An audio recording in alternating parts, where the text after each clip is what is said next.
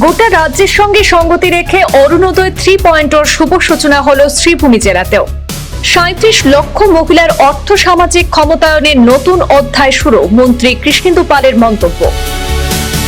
শহরের উন্নয়ন এবং জনসমস্যা সমাধানে সরকার প্রতিশ্রুতিবদ্ধ, জানিয়েছেন অভিভাবক মন্ত্রী কৌশিক রায়। আজ শনিবার মুখ্যমন্ত্রী ডক্টর হিমন্ত বিশ্ব শর্মা ভার্চুয়াল মাধ্যমে অরুণোদয় 3.0 প্রকল্পের আনুষ্ঠানিক উদ্বোধন করেছেন। এই প্রকল্পের মাধ্যমে রাজ্যের ৩৭ লক্ষেরও বেশি মহিলার কাছে আর্থিক সহায়তা এবং সামাজিক সুরক্ষার সুবিধা পৌঁছে দেওয়ার লক্ষ্য নিয়েছে সরকার। এই কর্মসূচির অংশ হিসাবে শ্রীভূমি পৌরসভার উদ্যোগে শহরের ৫, ১৪, ১৫ এবং ১৬ নম্বর ওয়ার্ডের যৌথ উদ্বোধনী অনুষ্ঠান অনুষ্ঠিত হয় জেলা গ্রন্থাগারে। অনুষ্ঠানে বিপুল সংখ্যক উপভোক্তা, মহিলা এবং স্থানীয় বাসিন্দারা উপস্থিত ছিলেন। সেই অনুষ্ঠানে প্রধান অতিথি হিসেবে উপস্থিত ছিলেন শ্রীভূমি জেলার অভিভাবক মন্ত্রী কৌশিক রায়। বিশেষ অতিথি হিসেবে ছিলেন জনস্বাস্থ্য কারিগরি বিভাগের মন্ত্রী কৃষ্ণেন্দু পাল। এছাড়া উপস্থিত ছিলেন বিধায়ক বিজয় মালাকার, জেলায়ুক্ত প্রদীপ কুমার দ্বিবেদী, senior police super Leena Doley, পৌরসভার সভাপতি রবীন্দ্রচন্দ্র দেব সহ প্রশাসনের বিভিন্ন আধিকারিক এবং জনপ্রতিনিধিরা। সেই সভায় বক্তব্য রাখতে গিয়ে মন্ত্রী কৃষ্ণেন্দু পাল বলেন, অরুণোদয় শুধু আর্থিক সহায়তার প্রকল্প নয়, এটি লক্ষ লক্ষ মহিলাকে আত্মনির্ভর এবং স্বাবলম্বী করে তোলার একটি গুরুত্বপূর্ণ উদ্যোগ। অন্যদিকে সাংবাদিকদের মুখোমুখি হয়ে অভিভাবক মন্ত্রী কৌশিক রায় জানান, অরুণোদয় 3.0 এর মাধ্যমে আরো বেশি উপযুক্ত মহিলা এই প্রকল্পের সুবিধা পাবেন। পাশাপাশি শ্রীভূমি শহরের রাস্তা, পানীয় জল নিকাশি ব্যবস্থা এবং নাগরিক পরিকাঠামোর উন্নয়নে রাজ্য সরকার অগ্রাধিকার ভিত্তিতে কাজ করছে। অনুষ্ঠানে উপস্থিত উপভোক্তারাও সরকারের এই উদ্যোগকে স্বাগত জানিয়েছেন। তাদের মতে অরুণোদয় 3.0 দরিদ্র এবং প্রান্তিক পরিবারের মহিলাদের আর্থিক নিরাপত্তা নিশ্চিত করতে গুরুত্বপূর্ণ ভূমিকা পালন করবে। বিশ্ব শর্মা মহাশয় অরুণোদয় প্রকল্প, যেটা আমরা প্রত্যেক মাসে ৩৭ লক্ষ মহিলাদেরকে দেওয়ার যেটা ব্যবস্থা, সেটা আজকে পুনরারম্ভ করা হয়েছে। 2026 সালের নির্বাচনের ঠিক প্রাককালে 10 মার্চ ৯,০০০ টাকা করে সবার অ্যাকাউন্টে দেওয়া হয়েছিল। এর মধ্যে ফেব্রুয়ারি মাসের টাকাও ছিল এবং এমসিসি থাকার কারণে আমরা নতুনভাবে সেই পিরিয়ডে দিতে পারবো না। সেই জন্য সেই সময় টাকা মিলিয়ে একসঙ্গে এবং কিছু এডিশনালি তাদেরকে সাহায্য করার লক্ষ্য নিয়ে মাননীয় মুখ্যমন্ত্রী মহাশয় ৯,০০০ টাকা দিয়েছিলেন। এরপরে গত 10 জুলাই আবার আসাম বিধানসভার বাজেট হয়, নতুনভাবে এটাকে দেওয়ার বাজেটে প্রস্তাব রাখা হয় এবং বাজেট পেশ হওয়ার সঙ্গে সঙ্গে আজকে ১ আগস্ট 2026 সাল থেকে আসামের ৩৭ লক্ষ অরুণোদয় হিতাধিকারী যারা আগে পাচ্ছিলেন তাদেরকে আবার দেওয়ার ব্যবস্থা সেটা আজকে থেকে আরম্ভ হয়েছে। এটার মধ্যে আমরা জানি যে ৩৭ লক্ষ বেনিফিশিয়ারিদেরকে প্রত্যেক মাসে ১২৫০ টাকা করে দেওয়ার ব্যবস্থা আছে। কিন্তু আপনারা জানি যে শিবসাগর, জোরহাট, চড়াইদেও, গোলাঘাট এই 4 জেলাতে ভয়াবহ বন্যা পরিস্থিতির জন্য সরকার নিজের উদ্যোগে যেভাবে সাহায্য করা পুরো সাহায্য করে যাচ্ছে, বিভিন্ন ব্যক্তি, বিভিন্ন সংগঠনও সাহায্য করছেন এবং সেটাতে আসামের অরুণোদয় প্রত্যেক মানুষের যাতে সেটাতে একটা ইনভলভমেন্ট থাকে, সেই লক্ষ্যে অরুণোদয় হিতাধিকারীদের কাছ থেকে ১৫০ টাকা তারাও সেটাতে দিয়েছে। এই জন্য এই 4 জেলায় যারা হিতাধিকারী, শিবসাগর, চড়াইদেও, জোরহাট, গোলাঘাট, এই 4 জেলায় 4 লক্ষ অধিক যারা হিতাধিকারীরা, তাদেরকে এই মাসে আজকে ১২৫০ টাকার জায়গায় তারা ২৫০০ টাকা করে পাবেন। আর বাকি যারা হিতাধিকারীরা তারা ১২৫০ টাকার জায়গায় ১১০০ টাকা পাবেন শুধু এই মাসের জন্য, অগাস্ট মাসের জন্য। এর পরবর্তীতে যারা আছে নিয়মিতভাবে তারা ১২৫০ টাকা করে পাবেন। এবং মুখ্যমন্ত্রী মহাশয়, এটাও আপনারা শুনেছেন, ওনার বক্তব্যে উনি বলেছেন যে এটা শুধু এই 4 জেলার জন্য না, যে কোনো জায়গাতে আসামে যদি ভয়াবহ বন্যা এরকম বা কোনো দুর্যোগ হয়, আসামের অন্য প্রান্তের মানুষরা যাতে সেই প্রান্তের মানুষদেরকে সাহায্য করতে পারে, সেই জন্য এই উদ্যোগ নেওয়া হয়েছে।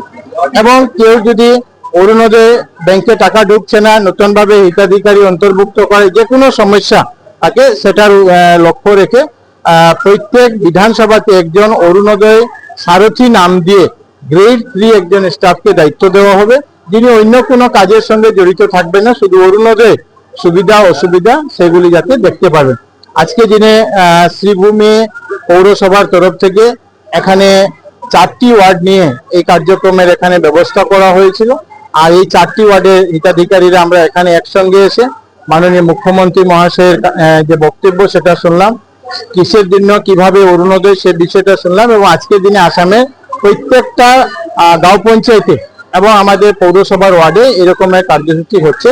আমাদের মন্ত্রী কৃষ্ণেন্দু পাল মহাশয়, বিধায়ক বিজয় মালাকার মহাশয়, পৌরসভার সভাপতি রবীন্দ্র দেব মহাশয়, জেলা আয়ুক্ত, জেলা সভাপতি থেকে অন্যান্যরাও সবাই এখানে আজকের এই অনুষ্ঠানে উপস্থিত ছিল। নিজের বড় সমস্যা, তো পৌরসভা আগামী দিনে যাতে নাগরিক পরিষেবা ভালো করে দিতে পারে সে ব্যাপার নিয়ে একটা লং টার্ম প্ল্যানের কথা আমরা চিন্তা ভাবনা করছি। আজকে সে ব্যাপারে আমি বলছি না, কিন্তু গত কয়েকদিন আগে টিএনসিপির আধিকারিকদেরকে আমি গুয়াহাটি থেকে পাঠিয়েছিলাম যে জল ব্লকেজ কেন হচ্ছে এবং জলকে কিভাবে আমরা ড্রেন আউট করতে পারি, পার্মানেন্ট একটা সলিউশন, যাতে বছরে বছর বৃষ্টি হওয়ার সঙ্গে সঙ্গে যেভাবে আমাদের শহরগুলা ডুবে যায় সেটা থেকে একটা পরিত্রাণ পাওয়ার লক্ষ্যে একটা আমরা পরিকল্পনা হাতে নিচ্ছি।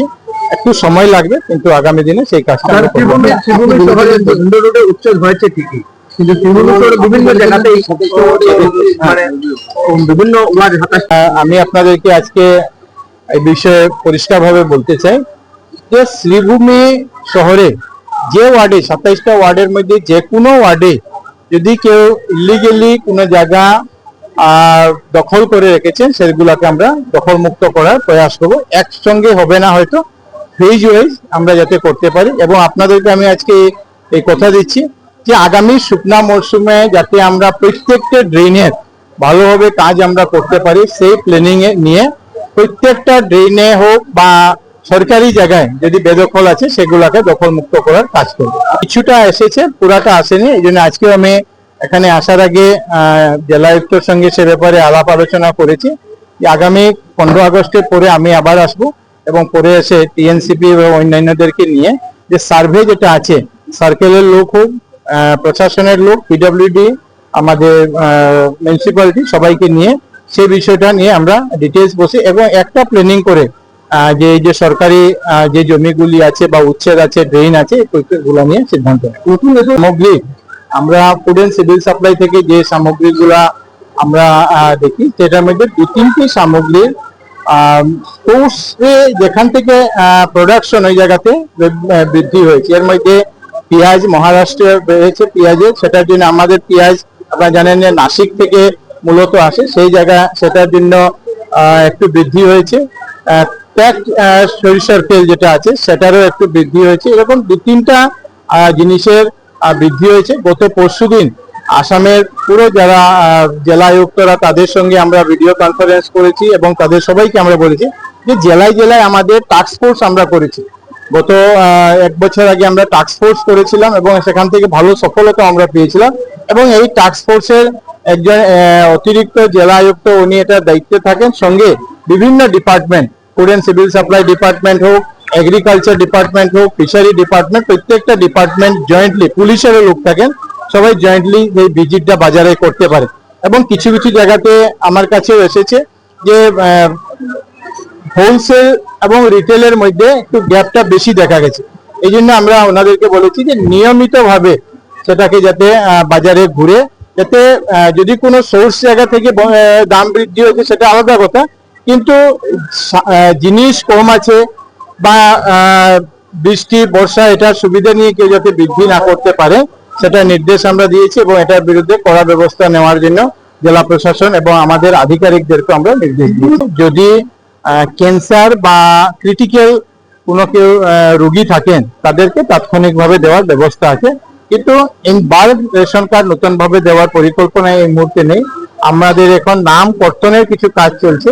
এই কর্তনের ক্যাটাগরিটা হলো যে যদি কেউ গত 6 মাস থেকে রেশন সংগ্রহ করেননি, হ্যাঁ, তো তাদের নামগুলো আমরা বাদ দেওয়ার, যে যদি কেউ 6 মাস থেকে রেশন নেননি তার মানে ওনার রেশন কার্ডের প্রয়োজন নেই, রেশনের প্রয়োজন নেই, এই রেশন কার্ড আমরা যাতে অন্য কেউকে দিতে পারি।